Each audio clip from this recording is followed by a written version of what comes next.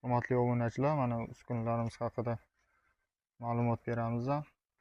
Bu uskunamiz po'choq maydalash uchun ishlab chiqarilgan. Ko'rishingiz mumkin. Poliz mahsulotlarimi, meva-chevami chorva uchun kichkina variantidan bo'ladi. Kimga kerak bo'lsa quyidagi raqamlarga murojaat qilasizlar. Keyingisi esa granulyator. Motori 4,5 kilovatli bo'ladi. Soatiga 200-300 kilogrammgacha chiqazib beradi.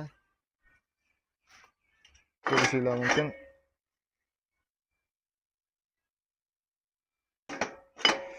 Kimga kerak bo'lsa quyidagi raqamlarga aloqaga chiqsalar. 5,5 kilovatli mis motor bilan jihozlangan, 220 vattda ishlaydi. Bu jo'xori, makka jo'xori, shunga o'xshash narsalar chiqazish uchun mo'ljallangan. Ko'rishingiz mumkin.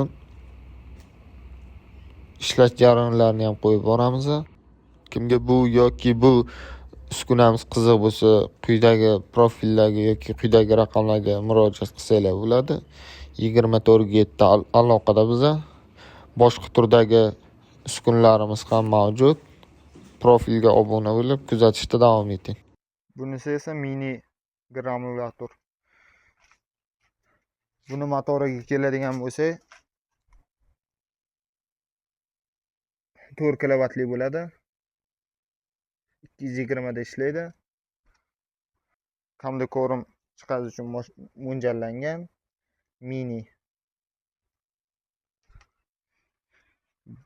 Bu uskunamiz ham kimga kerak bo'lsa quyidagi raqamlarga aloqaga chiqsalar.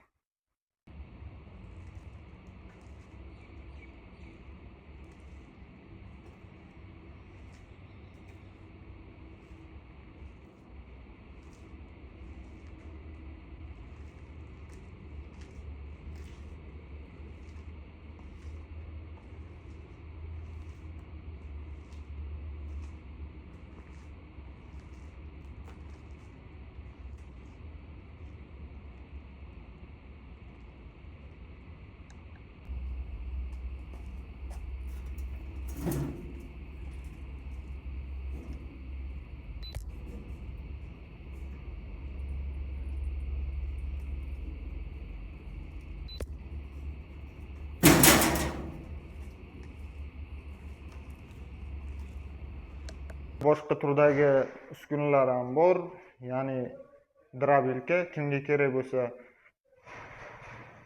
bu Xitoy zavodskoy granulyatori kuchli motor bilan jihozlangan. Motori 11 kilovatli. Yuqori unumdorlik, don, kepak va yem aralashmalari fermer xo'jaligi uchun qulay. Ishlab chiqarish soatiga 400-500 kilogramm. Buning ichida uchlik matrisasi bo'ladi. Kimga shu granulyator kerak bo'lsa, quyidagi raqamlarga aloqaga chiqsanglar bo'ladi. Bitta shift bonusga beriladi.